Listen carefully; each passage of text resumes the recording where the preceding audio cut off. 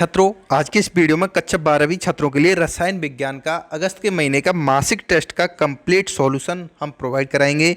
सबसे पहले यहाँ पर हम पेपर को देखेंगे कैसा आपका टेस्ट आया हुआ है। ये टेस्ट आपके लिए बोर्ड परीक्षा के लिए ऐसे ही बहुत महत्वपूर्ण है। तो फ्रेंड, ये टेस्ट आपको अच्छे तरीके से लिखना भी है और फ्यूचर के लिए याद भी करना है, इस बात का विशेष ध्यान रखना। तो गाइस देखिए, यहाँ पर पहले क्वेश्चन में कुछ ऑब्जेक्टिव क्वेश्चन है, 3 क्वेश्चन। दूसरे क्वेश्चन में 2 रिक्त स्थान दिए गए हैं। तीसरे क्वेश्चन में 3 क्वेश्चन है। चौथे क्वेश्चन में भी 3 आपको क्वेश्चन हल करने हैं।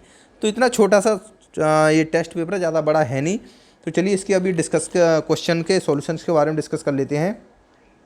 तो यहाँ पे देखिए, जो पहले क्वेश्चन है उसके बहुविकल्पी प्रश्नों के बारे में बात करते हैं। पहले क्वेश्चन का यहाँ पर फर्स्ट ऑप्शन सही रहेगा, यानी फलक केंद्रित घनीय जालक। इसके बाद गाइस देखिए, दूसरे क्वेश्चन का सेकंड क्वेश्चन का आंसर सही रहेगा, अक्रिस्टलीय ठोस। एंड थर्ड क्वेश्चन का आंसर रहेगा लोह चुंबकीय। ये तीनों ऑप्शन यहाँ पर सही रहेंगे। इसके बाद गाइस जाते हैं हम दूसरे नंबर के क्वेश्चन पर, जिसमें रिक्त स्थान की पूर्ति करनी है। पहले वाले में क्या आएगा, आप हमें कमेंट करके जरूर बताइएगा।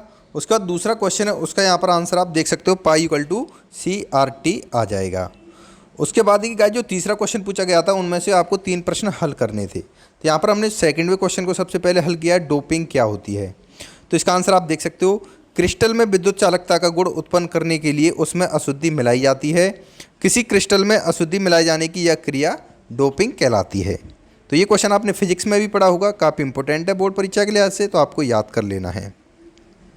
इसके बाद यहाँ पर थर्ड क्वेश्चन है, देखिए मोलरता।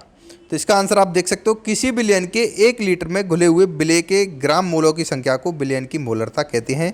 इसको m से प्रदर्शित करते हैं। तो m बराबर W into AKR/m into V। ये फॉर्मूला जरूर लिखना। फॉर्मूला लिखने के बाद यहाँ पर इनकी जो मान है, इनको आपको जरूर लिखना है, तभी पूरे नंबर मिलेंगे, अदरवाइज आपको पूरे नंबर नहीं दिए जाएंगे। उसके बाद गाइस देखिए, नेक्स्ट क्वेश्चन नंबर 4, राउल्ट का नियम लिखिए। तो देखिए, राउल्ट के नियम के अनुसार स्थिर ताप पर अवाष्पशील विलय युक्त विलयन का वाष्प दाब उसमें उपस्थित विलायक के मोल प्रवाह के समानुपाती होता है। इसके बाद चौथा क्वेश्चन है, जिनमें से भी आपको 3 क्वेश्चन सॉल्व करने हैं। तो यहाँ पर पहला क्वेश्चन सॉल्व किया गया है, आदर्श विलयन और अनादर्श विलयन में अंतर लिखिए। तो अंतर आप यहाँ पर स्पष्ट देख सकते हो, एंथैल्पी परिवर्तित नहीं होती, एंथैल्पी परिवर्तित होती है। आसवन द्वारा द्रवों को पृथक करना संभव है। आसवन द्वारा केवल एक द्रव शुद्ध अवस्था में प्राप्त होता है। तो यहाँ पर इनमें ये डिफरेंस हो गया। इसका आप स्क्रीनशॉट ले सकते हो। फ्रेंड, इसकी PDF फाइल चाहिए तो वीडियो डिस्क्रिप्शन लिंक डाल दूंगा, फटाफट जाकर के वहाँ से आप इसकी डायरेक्टली PDF फाइल भी डाउनलोड कर सकते हो। इसके बाद गाइस देखिए, यहाँ पर सेकंड क्वेश्चन पूछा गया है, समप्रासारी विलयन, यानी वेव 8 400 400 400।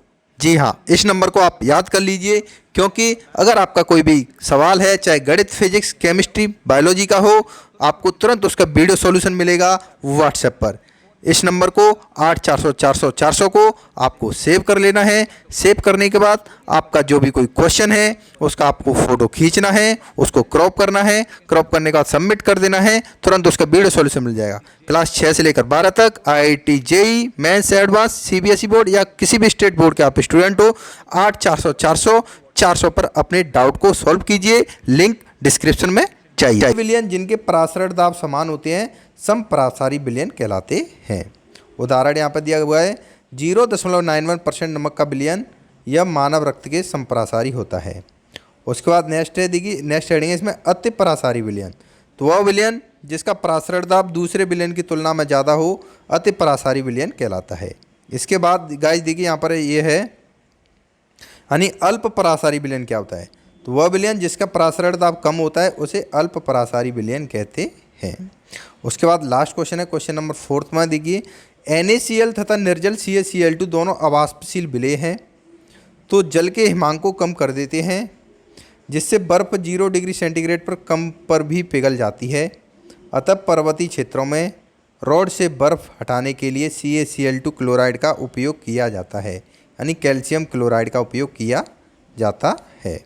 तो यहाँ पर कंप्लीट सभी प्रश्नों का सॉल्यूशन आपको हमने बता दिया।